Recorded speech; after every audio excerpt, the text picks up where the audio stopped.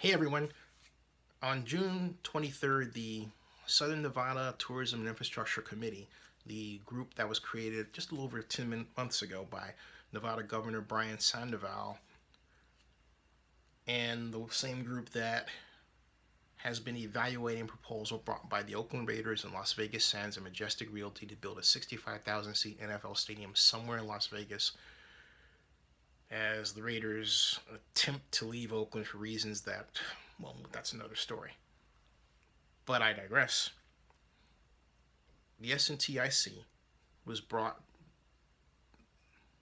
was caused to pay attention to a stadium document that would create a stadium authority. And this document, which is available for view again here in a blog post that's linked to within this video, is written in such a way that if the Raiders say got what they wanted in terms of $750 million in bonded debt, the taxpayers of Clark County would have been left holding the bag if those bonds went into default. That's right. It would also create the most powerful stadium authority in America. Fortunately, that didn't happen because the vote to allow the recommendation to create this stadium authority that would have gone to the governor and then to the Nevada Infrastructure Committee of the Nevada legislature deadlocked. But they're going to come back and consider it again. I call this Raiders Deal 2, and for reasons I'll get to in a second. But let me be specific. Section 15, subparagraph C, within the Stadium Authority document, the recommendation document, the one that's for discussion, specifically allows, or really calls for, it doesn't allow, it calls for Clark County to issue special obligations on behalf of the Stadium Authority. In other words, put it in simple language, it would be Clark County issuing $750 million or $550 million worth of bonds, or whatever the level of bonds, to build or help build the stadium for the Raiders. Now, the people who developed this idea are going to say, oh, well, the debt coverage ratio, what's the debt coverage ratio? It's the amount of money that in revenue you make that's supposed to be over the bond debt. They're going to say, well, that'll be enough to get us over. Or they may say, oh, it's robust and that won't happen. Well, actually, folks, it did happen before in terms of the reduction in revenue from the Clark County transient lodging tax, or what we call the hotel tax, in discussion. It happened during the economic downturn that started in 2008. Remember the economic crash? It happened then. It took Las Vegas 2 years to get out of it. Affected everything.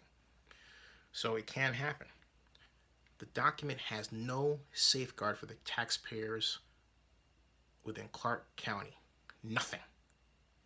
There's no alternative type of funding that's recommended for, we would say, like what, Zenny? Well, for example, like industrial development bonds, where revenue from the stadium and surrounding developments will be used to retire a private activity bond, and if the bond goes in default, then the banks that are holding the bond would wind up basically owning the Raiders Stadium.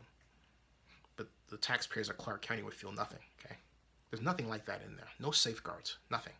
And then Section 10 allows for the creation of a 25-mile wide zone or district around the stadium. 25 miles in diameter, okay? Huge. And Section 8 allows the Stadium Authority to purchase land or build buildings. Take that in as a whole, what does it mean? It means the Stadium Authority can go within this 25-mile district, buy land here and there, construct buildings over there, use the hotel tax money in part to do it, because there's nothing that prohibits it. Nothing. There's no way it specifically prohibits that activity. Nothing. Okay? And it could use that and go on a land grab. Now think about this. the board is to consist part of county representatives, but also part developer representatives. So you're putting Las Vegas Sands and Majestic Realty in the driver's seat. They can design a tax increment area within that 25-mile zone that includes their properties. And then they can put those properties in, add other properties that they buy on behalf or acting as a stadium authority. Next thing you know, they've got a huge revenue base for themselves. Okay? Because all they have to take out of that revenue base is what? You guessed it, transient occupancy taxes. Oh, and any other ancillary development revenues, they split with the stadium authority, which, by the way, happen to control too. Isn't that a huge land grab? Isn't that enormous? My God. That's why I say it's the most powerful, or it would be the most powerful stadium authority ever established in America. Stadium authority, not Convention and Visitors Bureau authority, stadium authority. Then, consider this. The same organization, if you read the recommended enabling legislation, the stadium authority documents that are linked to here, that same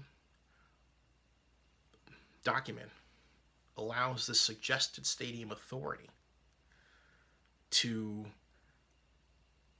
basically draw this tax increment district, and it has no limit on the size to it at all. None. In addition to the fact that it can be non-contiguous, where the Las Vegas Sands and Majestic people can put their properties around, as I suggested, okay? There's nothing like that at all. So, in total, what you have is a stadium authority that can float bonds on behalf of the county. If those bonds default, the county taxpayers and Clark County are stuck with it. They can buy land anywhere within an enormous 25-mile wide zone, and no one's explained why the zone is that big to begin with. Okay?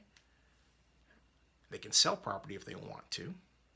They can establish a tax increment zone that is non-contiguous, zone here, zone here, zone here, but they're all together. And they use that money for additional development activities, and then give back some of that to the developers. Crazy powerful, man. Now, if the bonds default, then the Clark County taxpayers left holding the bag, and as I said before, it could happen because, hey, we had an economic downturn, 2008 through 2010. Las Vegas felt that, had a reduction in its hotel tax revenue. This is definitely Raiders deal too.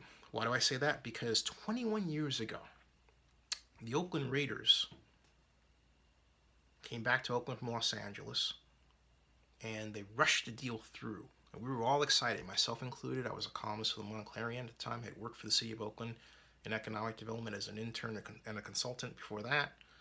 And we were all excited about the return of the Raiders. And what happened, to make a long story short, a lot of you know, we were supposed to sell 83% of the personal seat licenses available.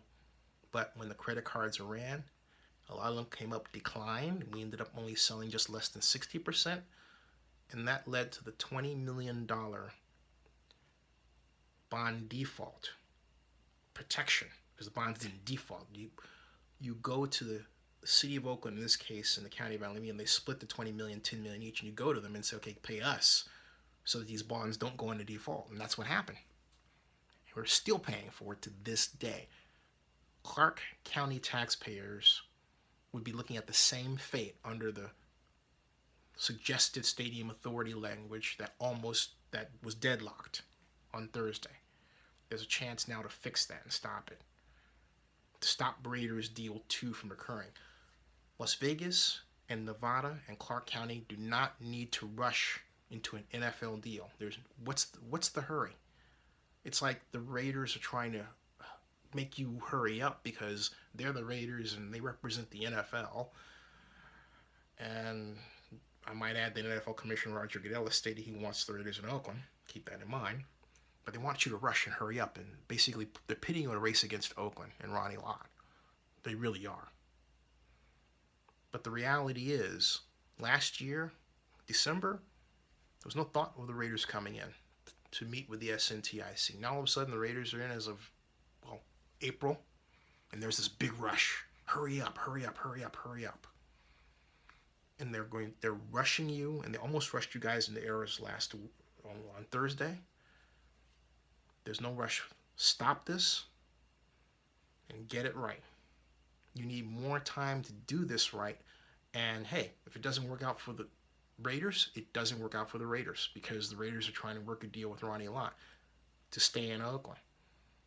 Las Vegas definitely deserves an NFL team, but it doesn't deserve to be placed in a position where Clark County taxpayers will be left holding the bag. And I don't care what others have said. When you read that that suggested recommendation legislation, that's exactly what happens. That is precisely what could happen if those bonds default. Taxpayers are not protected. And no developer needs that kind of power. Scrap it, start all over again. And if you don't have enough time, hey, tell the governor, you know what? We need more time. This isn't working out.